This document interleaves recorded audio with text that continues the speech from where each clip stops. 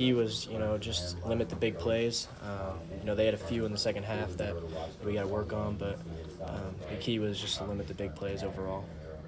Indiana's a team that's extremely explosive, and for you guys to be able to hold them to very minimal explosive plays, I know there's not a ton of positives you could take away in a moment, but what does that say about the defense being able to kind of limit a very aggressive offense that can put up a lot of points? Yeah, they are a good football team. We worked extremely hard during the game, during the week with preparation.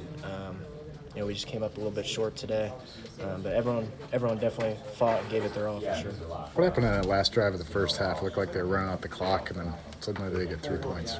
Yeah, I think they got a big gash on the run play, big chunk play, and then we were playing man and just they were better, I guess you could say. The receivers were good, and we just weren't good enough on that drive. They came up with 3 points. After Drew misses the field goal, what was the message? Still 13-13. You probably thought you were going to take the lead after your pick. Yeah, just put out the fire. That's kind of the mentality. And we didn't do that. We didn't do that in the first half. On a tip, offense had a tip ball.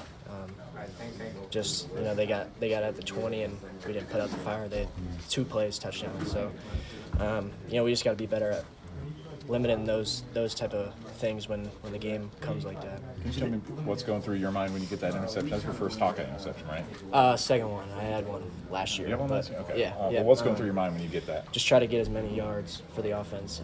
Try to get in field goal range. Try to maybe even score. Just do whatever I can do to help the team. You think you had the